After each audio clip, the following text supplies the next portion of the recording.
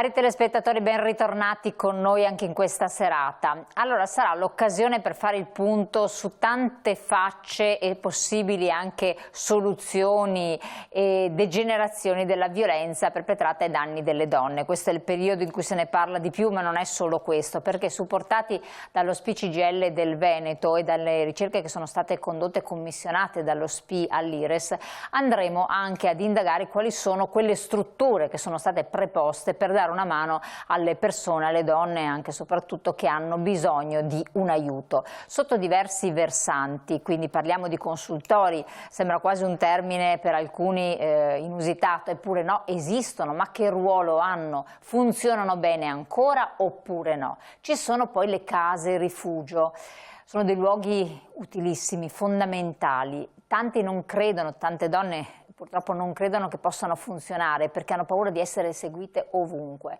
che la violenza possa comunque raggiungerle. Eppure ci sono dei luoghi che sono preposti, che ce ne sono, crescono anche, che danno una mano a chi ne ha bisogno e alla propria famiglia. Ma a monte di tutto ci sono famiglie disfunzionali, dove le cose non funzionano come andrebbero. Ci sono coppie e anche giovani coppie dove il rapporto non è un rapporto sano. Come riconoscere una famiglia dove le cose vanno potranno andare anche bene? Come riconoscere un compagno che non farà del male in generale? Come riconoscere una figlia accompagnata dalla persona giusta? Ci sono tante tematiche correlate. Lo SPI si occupa da sempre di questo, lo fa con grande passione e io vi presento le nostre interlocutrici di questa serata. E allora, ben arrivata Nicoletta Biancardi, segretaria generale responsabile del coordinamento donne dello SPI CGIL del Veneto, grazie di essere qui con noi. Ben arrivata Alicia Barban, che è segretaria dello SPI CGIL metropolitano di Venezia, grazie anche a lei. Barzan. Teresa Cozzi, senatrice dell'Udu di Padova, grazie anche a lei. Siamo collegati con la dottoressa Barbara Bonvento, ricercatrice IRES Veneto, che ci esporrà questa ricerca che è stata proprio commissionata all'IRES dallo SPI CGIL. Però incominciamo a raccontare ai nostri telespettatori cose che scontate non sono e che con il tempo si sono anche evolute e che a voi stanno particolarmente a cuore, ovvero, segretaria? Esattamente, intanto buonasera a lei e a tutte le persone che ci seguono da casa, è proprio così. Noi abbiamo voluto dedicare questo spazio oggi non solo perché siamo vicini alla data, al 25 di novembre, quindi la giornata internazionale contro le violenze sulle donne, ma perché noi ce ne occupiamo tutto il 365 giorni all'anno. E ce ne occupiamo assieme alla CGIL, assieme alle categorie tutte della CGIL, alla società civile e, come si vede anche in questa trasmissione, assieme a tante giovani e giovani insomma, del nostro territorio. E partiamo proprio dalla ricerca che in questo caso CGIL del Veneto, ma assieme allo SPI e anche alla funzione pubblica, hanno commissionato a IRES Veneto, dove si parla di consultori familiari, questo è il focus, ma anche di altri servizi territoriali. E ci piace anche ricordare come sono nati i consultori familiari, perché magari non tutti conoscono la loro origine, ma è molto importante perché si sono sviluppati in un periodo storico, insomma gli anni 70, anche molto vivace dal punto di vista culturale e politico, dove anche molte delle nostre donne oggi presenti allo SPI hanno fatto queste battaglie per i diritti che ancora oggi noi ci ritroviamo, ma che sono sempre messe in discussione. Pensiamo a quegli anni dove il movimento operaio, assieme al movimento studentesco, ma anche al movimento diciamo, delle donne, hanno lottato per avere delle leggi che ancora noi oggi conosciamo. Una di quelle è proprio l'istituzione dei consultori pubblici del 1975, ma quegli anni ci hanno portato sempre nel 75 anche al diritto di famiglia. Ricordiamo che la donna Sì. all'interno del nucleo familiare, della coppia tra i coniugi, fino al 75 doveva sottostare in questo caso alla potestà del marito, quindi non aveva pari diritti.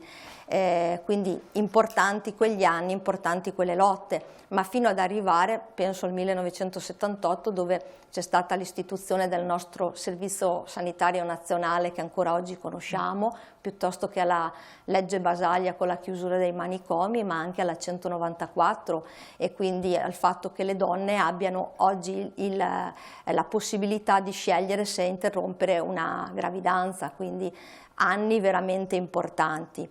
I consultori familiari possiamo dire che sono stati, e vorremmo che anche oggi fossero così, un'esperienza importantissima di carattere sanitario ma anche sociale, perché all'interno di questi consultori noi troviamo specialisti di diversi campi che possono accogliere, noi oggi parliamo di donne, le donne, le loro problematiche, i loro bisogni e le loro esigenze, in una società che è in continua evoluzione. Insomma, gli ultimi anni, ecco, ci raccontano di nuovi bisogni, anche e soprattutto dal Covid in poi. I consultori possono accogliere le giovani generazioni piuttosto che l'età adulta, ma anche noi vorremmo che si ascoltassero i bisogni delle persone anziane. Ecco, posso interromperla solo un secondo, perché così rendiamo anche un po' più ritmato il suo intervento, perché ha citato più volte le persone giovani. Io qua vicino avevo l'opportunità di avere una giovanissima studentessa universitaria, e allora chiedo, obiettivamente, so che voi sapete tutto, ma i suoi colleghi universitari, i tuoi coetanei, eccetera, coetanei, sono a conoscenza di queste cose? Voi sì, ma che percezione hai? Perché ha citato tutto un percorso dove negli anni in cui sono stati formati tutte le donne giovani le conoscevano, anzi era un luogo, diciamo, veramente, come diceva la segretaria, di rifugio. Ma è ancora così oppure c'è stato un gap che ha...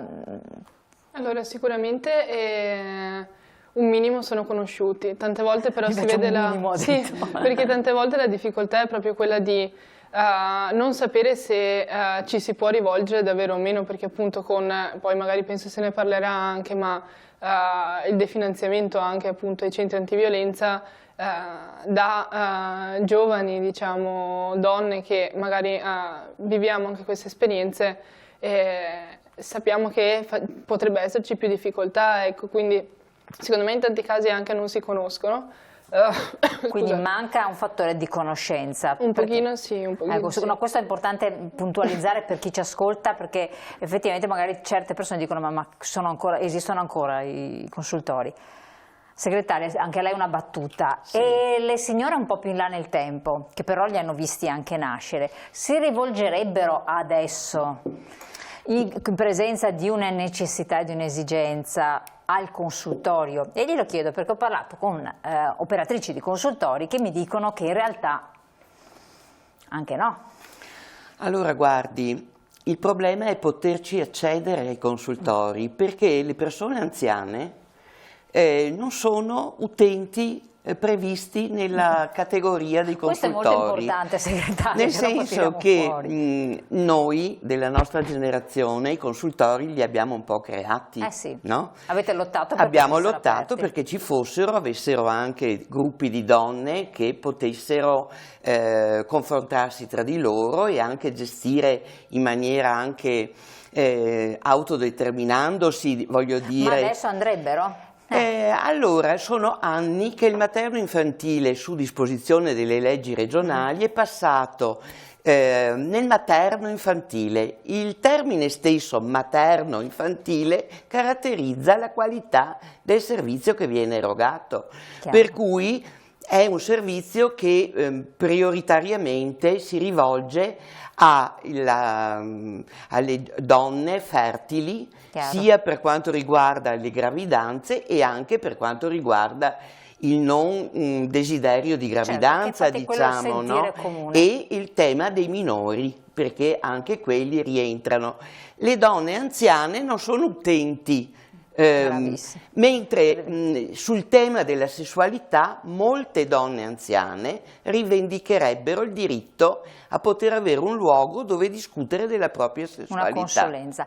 Ecco, questi due aspetti, giovani e meno giovani, che dopo andremo nella seconda parte della trasmissione ad approfondire, sono rilevanti per spiegare ai nostri telespettatori effettivamente qual è il punto della situazione, e a voi e a lei per dare anche una maggiore enfasi a quello di cui sta raccontando, perché voi puntate l'attenzione per dire non sono luoghi deputati solo, non dovrebbero essere luoghi deputati solo per questo. Assolutamente. Ma dopo vedremo la ricerca. Tra l'altro in una ricerca che abbiamo fatto qualche anno fa, tra il 2022 e il 2023, in occasione anche del nostro congresso, sui bisogni delle persone, delle donne anziane, abbiamo indagato più temi. E ricordo quello dei consultori, ricordo alcuni dati rispetto ai quali si diceva ma conosci il consultorio? La stragrande maggioranza lo conosce, ma lo frequenti? No, perché appunto no, perché non ho la possibilità di accedervi, a meno che io non riceva a casa la richiesta, diciamo, di partecipare con lo screening. Ma poi rispetto anche a questo, più della metà non accedeva. Ma la mancanza proprio di non risposta dei bisogni attuali delle persone anziane, in particolar modo le donne. Ecco, questo sarebbe invece importante poter rispondere a questi bisogni, perché le persone possono accedervi, anche perché i consultori fino a un po' di tempo fa erano abbastanza, diciamo, radicati nei territori e quindi erano quei servizi di prossimità che oggi invece diversamente, poi magari la ricercatrice Barbara Bonvento, la dottoressa Bonvento ci dirà perché sono stati depotenziati e sguarniti non solo di servizi ma anche in termini territoriali, insomma. Certo. Quindi questa è una peculiarità importante. Faccio finire l'introduzione così, interrompendola ogni tanto in modo anche da vedere il punto della situazione dalle nostre interlocutrici. Sì, no, si diceva appunto rispetto ai consultori. Noi nel territorio, ecco, ci stiamo muovendo molto rispetto a questi temi, innanzitutto per far conoscere alle persone in occasione, quando facciamo assemblee piuttosto che incontri, quello che stiamo facendo, ma anche le nostre rivendicazioni rispetto a questo tema. Insomma, è molto importante che le persone siano informate, ma ancora più importante è, assieme in questo caso ad altre associazioni piuttosto che la società civile, anche batterci per avere poi dei tavoli che siano effettivamente potabili in termini, insomma, anche di discussione, ma anche di richieste che noi possiamo fare, e lo si fa attraverso la contrattazione sociale. Che vuol dire voi andate nei comuni a trattare? Nei comuni, ma soprattutto in questo caso nei piani, diciamo, di zona che noi abbiamo territoriali con le ULSS, quindi il dialogo attraverso, ecco, la contrattazione sociale sia con i comuni ma soprattutto nell'ULSS, ma anche poi a livello regionale, sul livello regionale, diciamo, con la regione. Certo. È molto importante questo, perché si parte sicuramente da un bisogno di finanziamento straordinario, questo insomma per i consultori, per le strutture, ma anche poi per assumere persone, perché un consultorio ha bisogno di multidisciplina, quindi più specialisti che possono lavorare in equipe, ma come anche dal rispetto, dall'inizio del rispetto anche di normative che ci sono. La prima è stata, se non ricordo male, risale al 1996, ma l'ultima un decreto ministeriale del 2022 che dice che ci dovrebbe essere un consultorio ogni 20.000 abitanti, cosa che poi dalla ricerca vedremo che non è.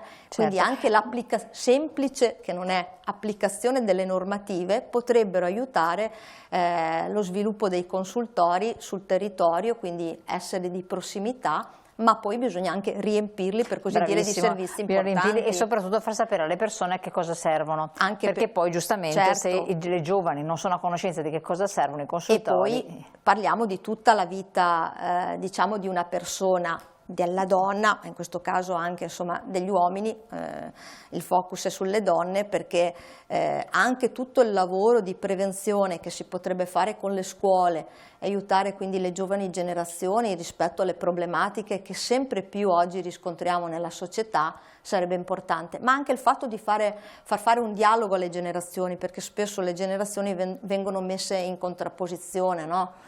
E magari a volte si dice: perché non utilizziamo queste risorse per i giovani che hanno, no, sono il presente, avranno un futuro, e lasciamo da parte magari le generazioni più anziane, mettendo invece in contrapposizione, cosa che invece noi non vogliamo assolutamente, perché in questo caso la prevenzione, ma l'assistenza deve essere garantita a tutte le generazioni, insomma, anche attraverso il consultorio, che è sicuramente uno spazio importante rispetto a questo. E per stare un po' nel tema che voi state sottolineando, nel caso di violenza alle donne, visto che appunto ci rifacciamo a questo periodo, dovrebbe essere anche un luogo dove le donne possono trovare assistenza, accoglienza e supporto in presenza di problematiche. Assolutamente. Anche se i pronto soccorsi si sono attrezzati, vero? Sono attrezzati, però insomma diciamo che non è probabilmente al di là della cura in emergenza, ma non è sicuramente il luogo ideale. Tra l'altro il consultorio potrebbe fare tutta quella parte di prevenzione prima di arrivare assolutamente alla violenza, piuttosto che alle violenze, perché non c'è solo la violenza fisica, dopo analizzeremo ma ci sono vari tipi di violenza. Allora, entriamo nei consultori. Entriamo nei consultori, dottoressa, cioè cerchiamo di spiegare un attimo effettivamente chi ci lavora, chi dovrebbe lavorarci, qual è la situazione attuale. Facciamo un po' uno spaccato per raccontare ai nostri telespettatori allo stato attuale che cosa è emerso dall'indagine che voi avete condotto.